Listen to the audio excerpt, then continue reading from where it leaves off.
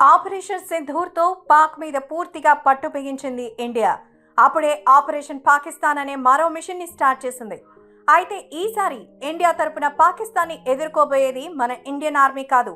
11 ఏళ్లుగా జైల్లోనే ఉంటూ అక్కడ నుండే తన మాఫియా సామ్రాజ్యాన్ని నడిపిస్తున్న లారెన్స్ బిష్నోయ్. అవును, పాకిస్తాన్ని మట్టుపెట్టేందుకు ఇండియన్ గవర్నమెంట్ ఈసారి లారెన్స్ బిష్నోయ్ని రంగంలోకి దించబోతోంది. దాంతో తనకున్న 500 మంది షూటర్స్తో త్వరలోనే పాకిస్తాన్లోకి అడుగుపెట్టి పాకిస్తాన్ నడిబొడ్డున ఇండియా జెండా ఎగరేయబోతున్నారు. ఇక కొంతమంది అయితే లారెన్స్ ఆల్రెడీ పాకిస్తాన్కి వెళ్ళిపోయాడని కూడా అంటున్నారు. అయితే ఇప్పుడు లారెన్స్ బిష్నోయ్ జైల్లో లేడా? నిజంగానే 500 మంది షూటర్స్ తో బిష్నోయ్ పాకిస్తాన్ కు వెళ్ళాడా? బిష్నోయ్ చేతిలో అసిమ్ మునీర్ చావు రాసిపెట్టి ఉందా? అసలు ఆర్మీకి బదులు ఇండియా బిష్నోయ్ ని పాక్ కి పంపడానికి కారణం ఏంటి? పట్టపగలే పాకిస్తాన్ లో లష్కరే తోయిబా చీఫ్ ని చంపింది బిష్నోయ్ గ్యాంగేనా అనే విషయాలను ఈ వీడియోలో తెలుసుకుందాం. ఎక్కడా స్కిప్ చేయకుండా చివరి వరకు చూడండి. కేవలం 2 జింకల్ని చంపాడనే సల్మాన్ ఖాన్ ని చంపడానికి రెడీ అయ్యి సల్మాన్ ఖాన్ అనుచరుల్ని మర్డర్ చేయించిన లారెన్స్ బిష్నోయ్ పహల్గామ్ లో జరిగిన పాకిస్తానీ ఉగ్రవాదులు మన 26 మంది హిందువులను అన్యాయంగా అతి కిరాతకంగా చంపగా ఆ దాడికి ప్రతీకారంగా ఆ పాకిస్తానీ ఉగ్రవాదులను వాళ్ళకి సపోర్ట్ గా ఉన్న లష్కరే తోయిబా చీఫ్ హఫీజ్ సయీద్ ని పాకిస్తాన్ ఆర్మీ చీఫ్ అసిమ్ మునీర్ ని చంపి ఇండియాకి వాళ్ళ తలలు తీసుకొస్తా అని లారెన్స్ మాటిచ్చాడు. దాంతో ఇప్పటికే ఈ విధంగా దేశవ్యాప్తంగా తనకున్న 500 మంది షూటర్స్ కి బిష్నోయ్ ఆదేశాలు జారీ చేశాడని తెలుస్తోంది.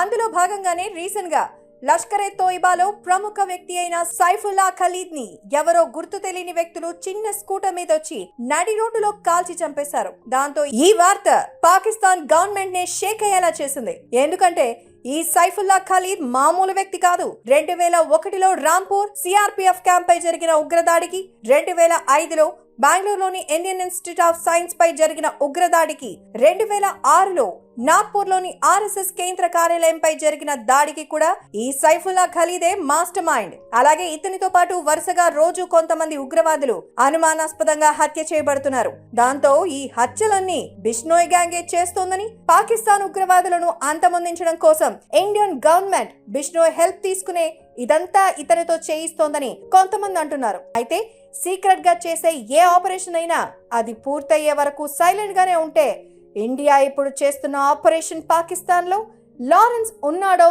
లేదో మిషన్ పూర్తయ్యే వరకు బయటికి చెప్పకపోవచ్చు. 50 ఏళ్ల వయసులో కూడా ఇప్పటికీ ఒక ఫారెన్ అమ్మాయితో డేటింగ్ చేస్తూ ఎప్పుడెప్పుడు ఎటు నుండి వచ్చి చంపుతాడా అని నిత్యం జెట్ కేటగిరీ సెక్యూరిటీతో అనుక్షణం చస్తూ బ్రతుకుతున్నాడు బాలీవుడ్ కండల వీరుడు సల్మాన్ ఖాన్.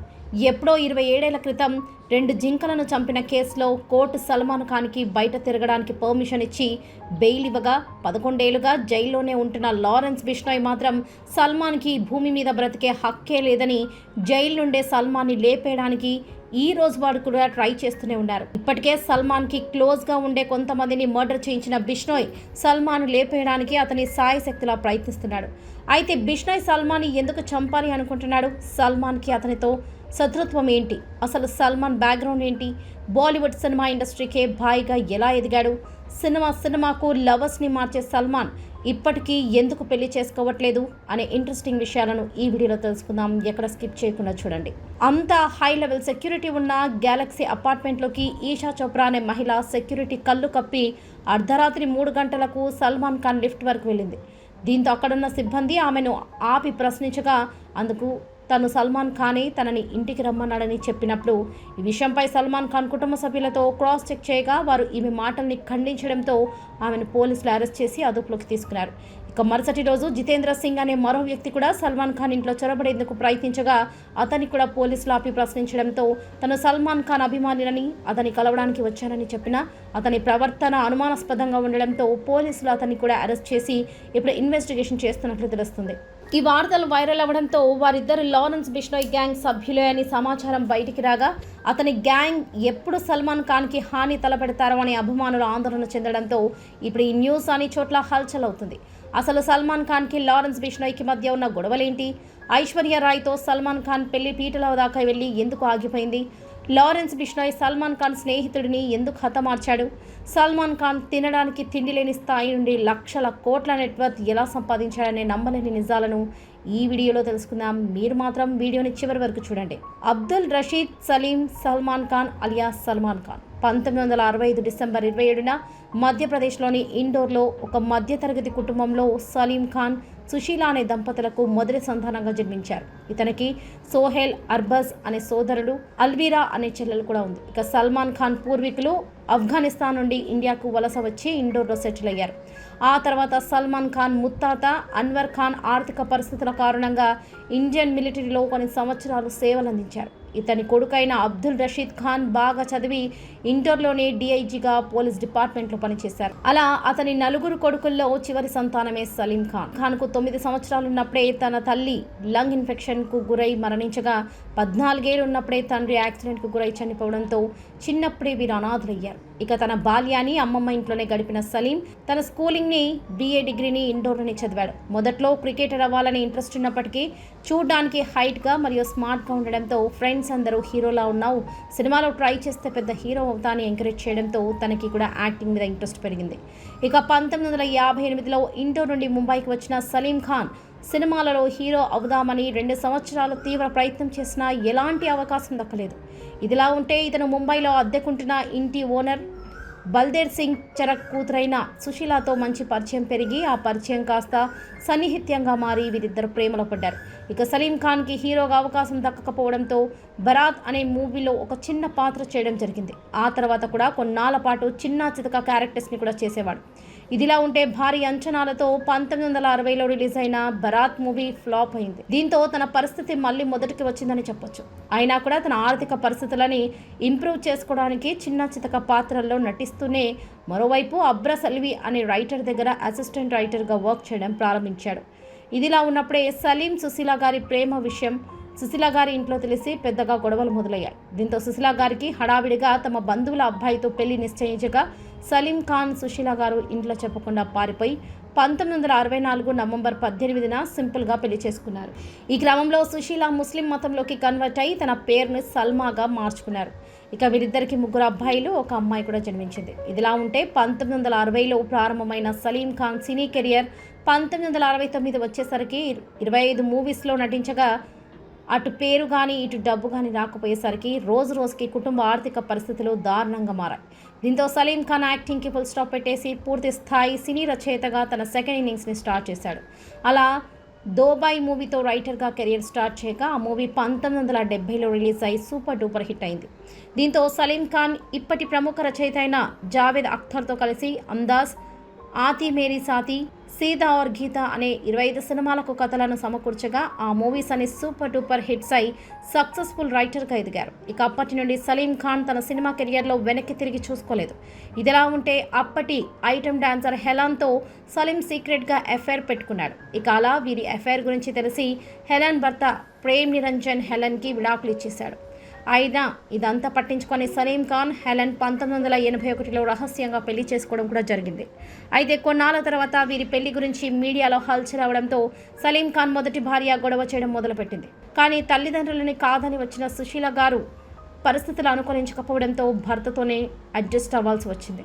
ఇక సలీం ఖాన్, హెలన్ దంపతులకు ఎన్ని సంవత్సరాలైన పిల్లలు పుట్టకపోయేసరికి ఒక అనాథ అమ్మాయిని దత్తత తీసుకొని అర్పిత ఖాన్ అని పేరు పెట్టారు. ఇదిలా ఉంటే సల్మాన్ ఖాన్ తన స్కూలింగ్ని స్టెయిన్ లాస్ హై స్కూల్లో చదివారు. చదువుల్లో అంతంత మాత్రమే ఉన్న సల్మాన్ ఖాన్కి చిన్నప్పటి నుండి మోడల్, సినీ హీరో అవ్వాలనే ఇంట్రెస్ట్ చాలా ఉండేది. కానీ తండ్రి సలీం ఖాన్ ఎడ్యుకేషన్ మీద ఫోకస్ చేయమని, సినిమా ప్రయత్నాలు వద్దని హెచ్చరించడంతో తన ఇంటర్ చదువుల కోసం Salman Khan saint Xavier junior కాలేజ్లో జాయిన్ అయ్యారు. ఇక ఇంటర్లో తన క్లాస్మేట్ అయిన షాహీన్ జాఫ్రీతో సల్మాన్ ఖాన్ పరిచయం పెంచుకొని ఆ పరిచయం కాస్త ప్రేమగా మారి వీరిద్దరూ సీరియస్ రిలేషన్షిప్లో ఉన్నారు. ఇక షాహీన్ జాఫ్రీ ప్రముఖ హీరోయిన్ కైరా అద్వానీ యొక్క మేనత్త అని చెప్పొచ్చు. ఇదిలా ఉంటే షాహీన్ జాఫ్రీకి కూడా మోడల్ అవ్వాలనే ఇంట్రెస్ట్ ఉండడంతో సల్మాన్ ఖాన్ కూడా తనతో కలిసి కొన్ని మోడలింగ్ ఏజెన్సీస్కి తీసుకువెళ్ళి ఆడిషన్ ఇస్తుండేవాడు. అలా అప్పట్లో క్యాంపా కోలా, హీరో హోండా CD100, క్లోజ్అప్ అనే యాడ్స్ చేస్తూ సల్మాన్ ఖాన్ బిజీ అయితే షాహీన్ జాఫ్రీకి మాత్రం అవకాశాలు రాలేదు. ఇక సల్మాన్ ఖాన్ తన డిగ్రీ ఫస్ట్ ఇయర్లోనే చదువులకి స్వస్తి చెప్పి పూర్తి స్థాయి మోడల్ అవ్వాలనుకున్నాడు. అలా 1980లో ఎప్పుడైతే లఖానీ ఫుట్వేర్ అనే యాడ్స్ని మిస్ ఇండియా అయిన సంగీత బిజిలానితో చేశాడో అప్పటి నుండి ఆమెతో పెరిగిన సన్నిహిత్యం కారణంగా షాహీన్ జాఫ్రీని అవాయిడ్ చేయడం మొదలుపెట్టాడు. దీంతో హార్ట్ బ్రేక్ అయిన షాహీన్ సల్మాన్ ఖాన్తో బ్రేకప్ చేసుకుంది. అయినా ఇదంతా పట్టించుకొని సల్మాన్ ఖాన్ తనకన్నా 6 ఏళ్లు పెద్దదైన సంగీత బీజాలినితో ప్రేమలో పడ్డారు. అలా వీరిద్దరు కలిసి యాడ్స్ చేస్తూ కొన్నేళ్ల పాటు లివింగ్ టుగెదర్లో ఉన్నారు. ఇదిలా ఉంటే సల్మాన్ ఖాన్కి మోడలింగ్లో వచ్చిన క్రేజ్ను చూసి తన తండ్రి సలీం ఖాన్ తనకి తెలిసిన కొంతమంది డైరెక్టర్స్, ప్రొడ్యూసర్స్ని అవకాశాల కోసం అడుగుతుండేవారు.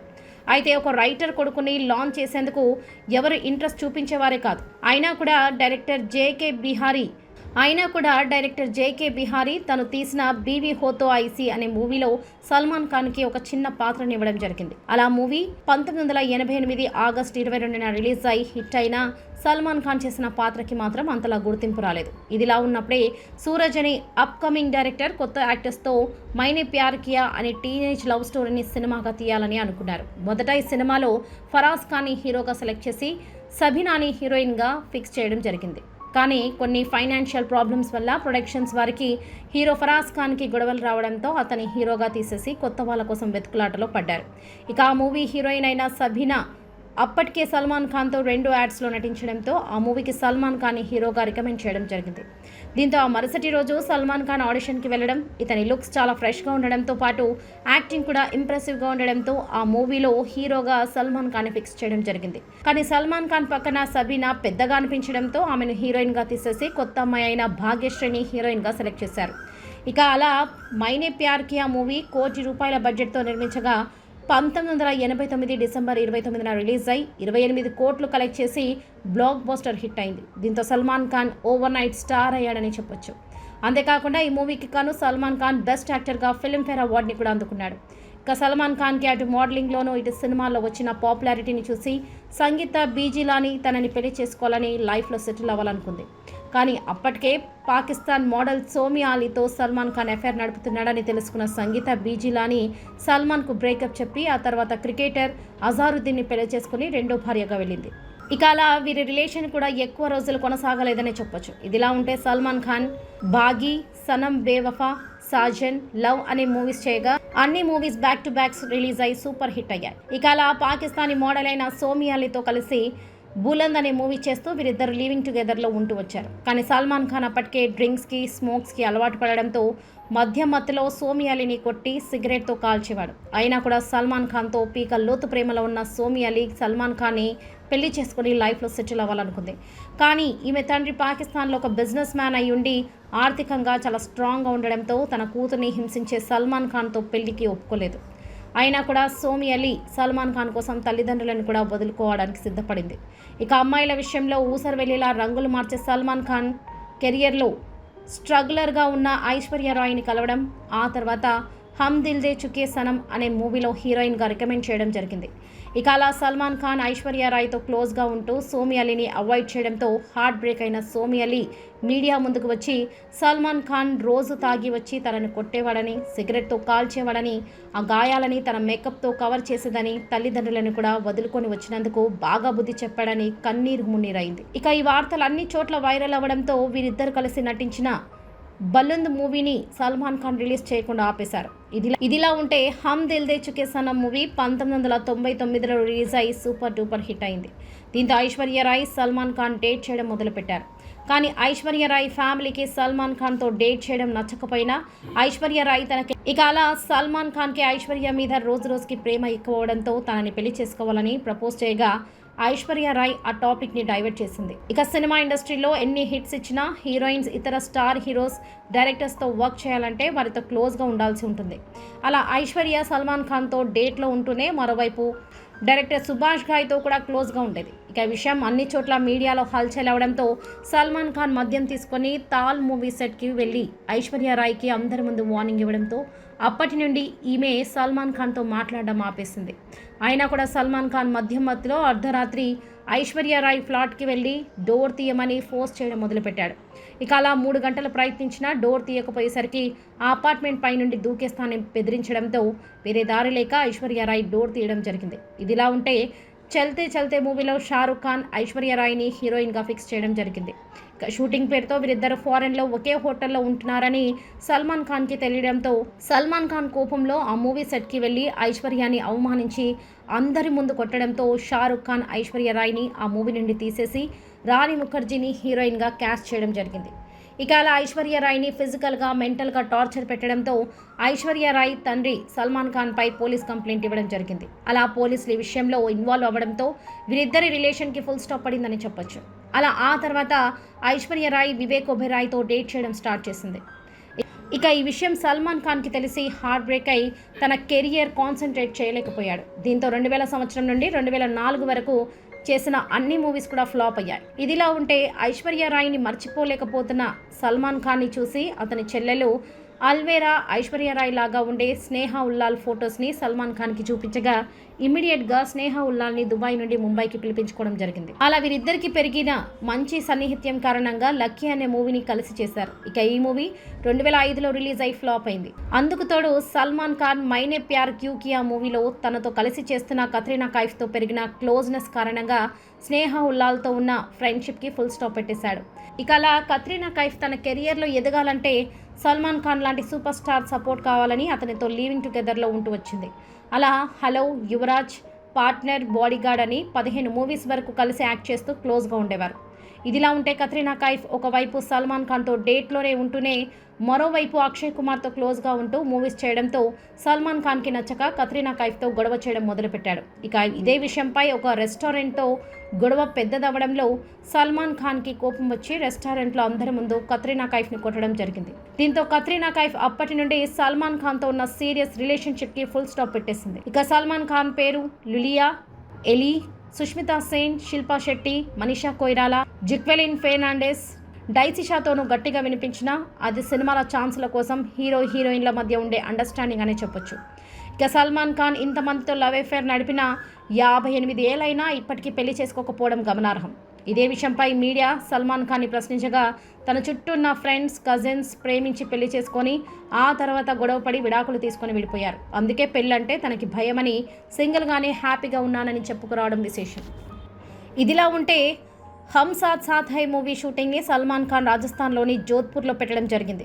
ఇక ఈ షూటింగ్ అయ్యాక మిడ్ నైట్ సల్మాన్ ఖాన్ తన తోటి ఆర్టిస్టులైన సైఫ్ అలీ ఖాన్, సోనాలి బింద్రే, టబు, నీలంతో కలిసి ఒక జీప్లో కృష్ణ జింకలు ఎక్కువగా ఉండే ఫారెస్ట్ దగ్గరికి వెళ్ళడం జరిగింది.